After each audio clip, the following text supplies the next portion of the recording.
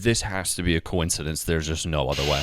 Well, the giant 7-foot-tall numbers for 2026 arrived in Times Square today. The four numerals use a total of 589 energy-efficient LED bulbs. They're going to shine bright atop one Times Square at midnight on New Year's Eve.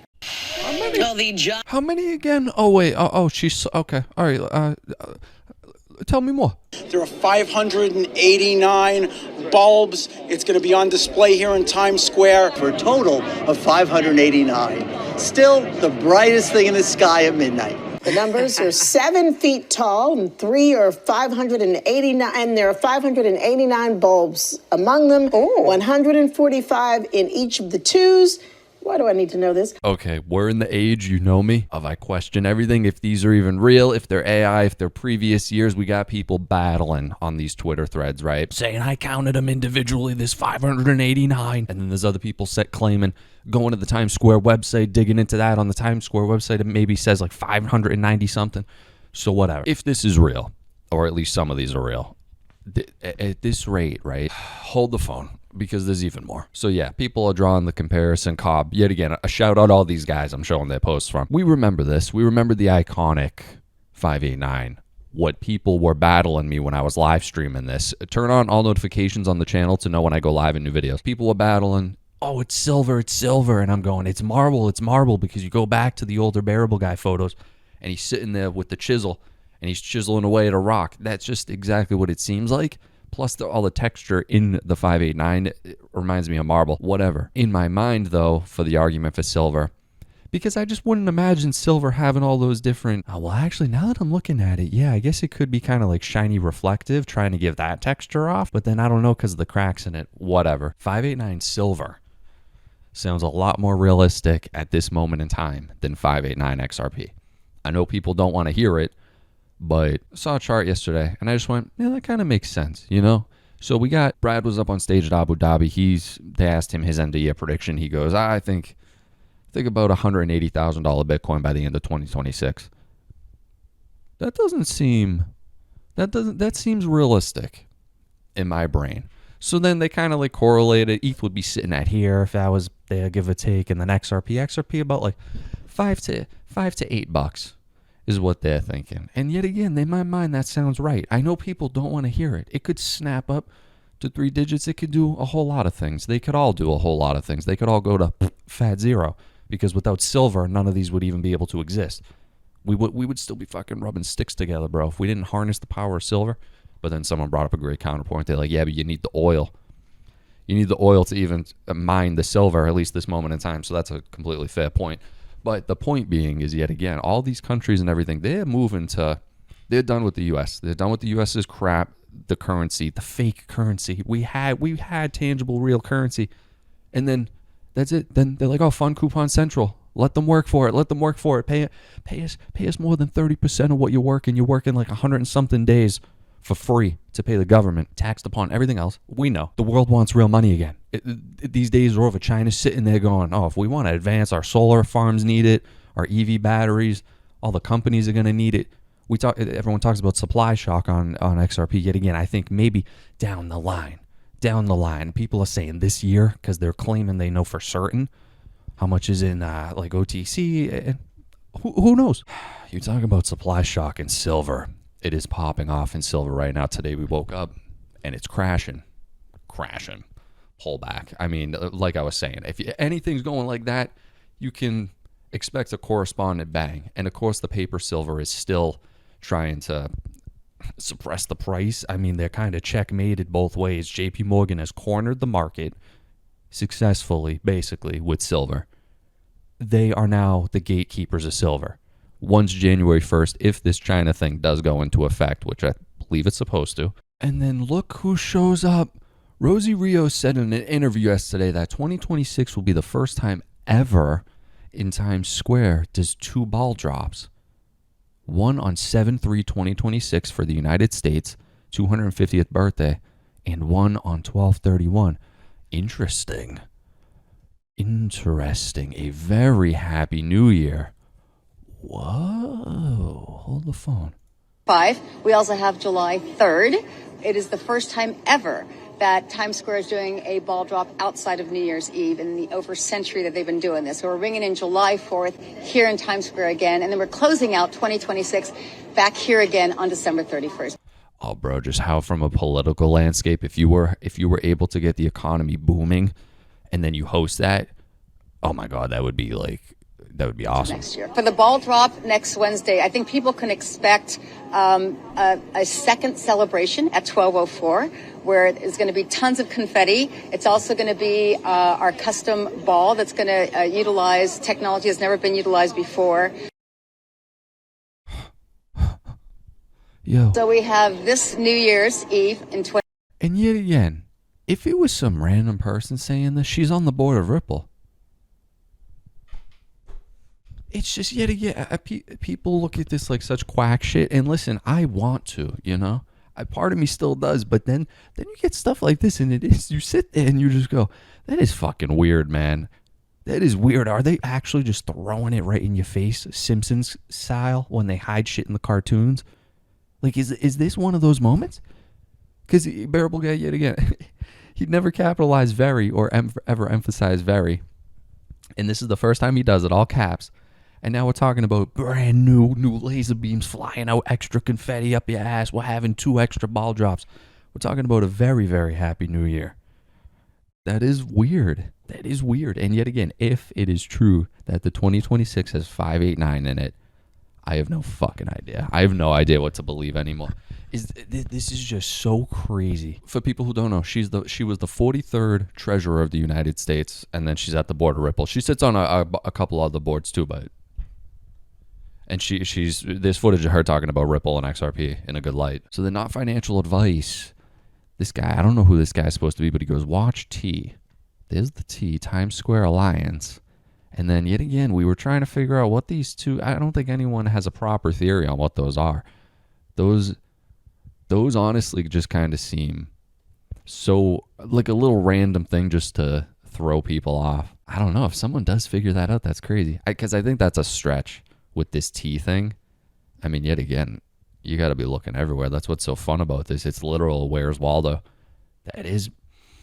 I see what they're saying, but it's not a QR code. Like this reminds me of a QR code is what it reminds me. And then not financial advice. He goes, great find.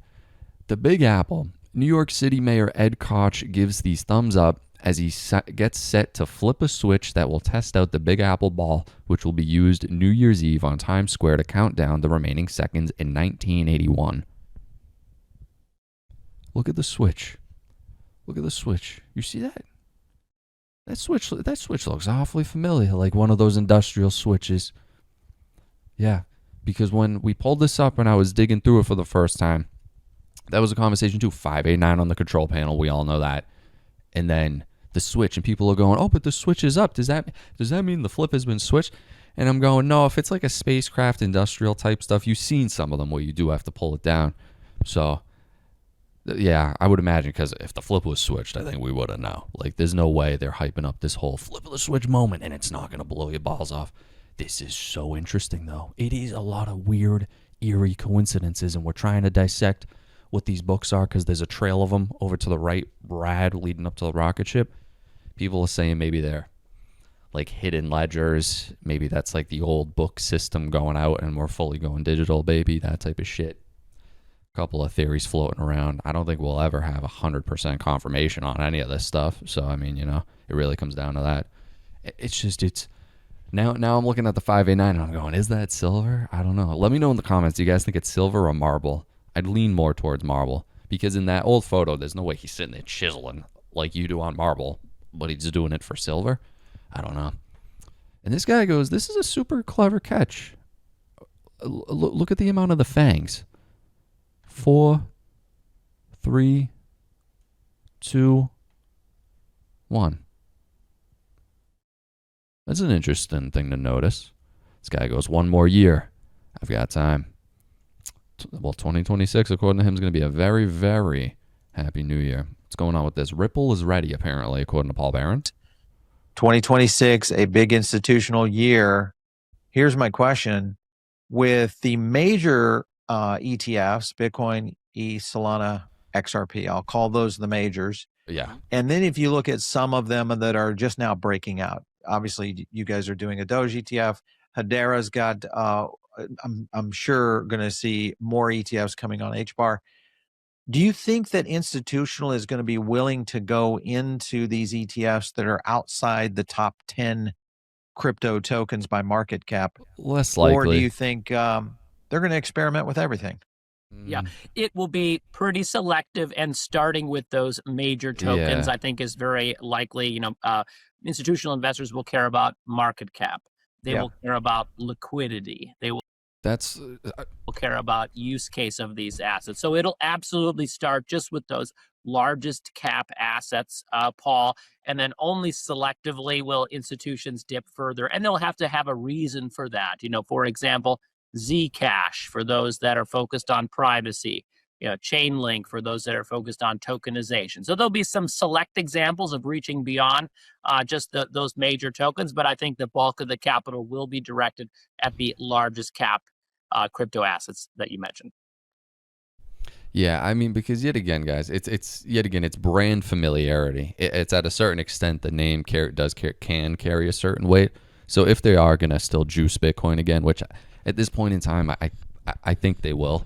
I think the Bitcoin gravy train will continue to go on. Yet again, I just think the questioning is the returns will be in my mind. The returns will be better on the utility cryptos, and you guys might be right, but in terms of institutional allocating portfolios and stuff, they're gonna stick to that top.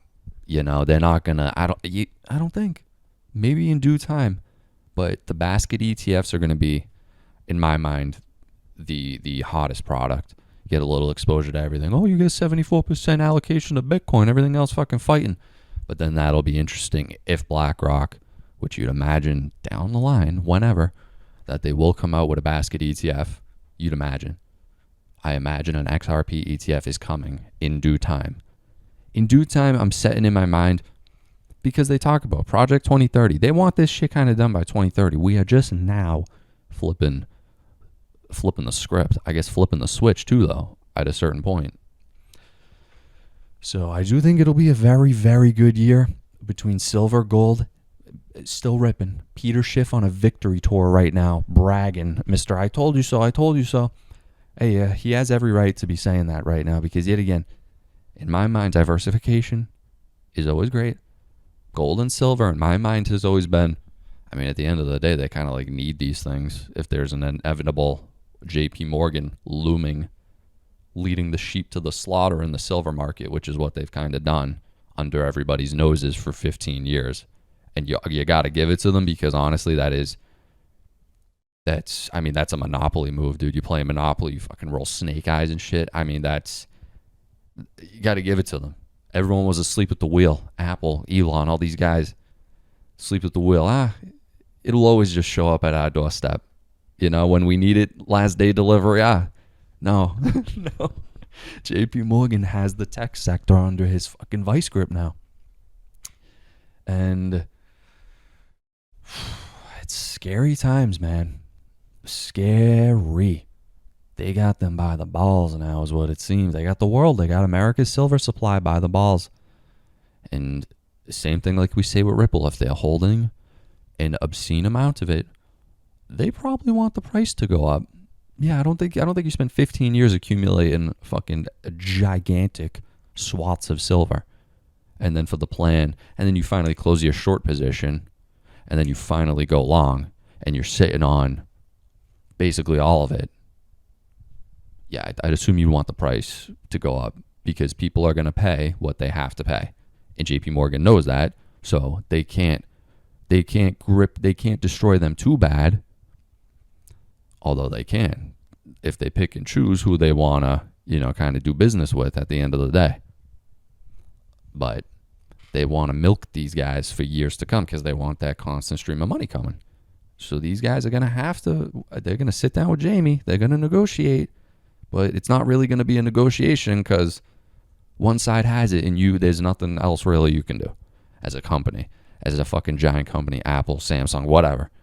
And people are now talking about, oh, maybe they're trying to like shift away from silver to this other thing. Who knows?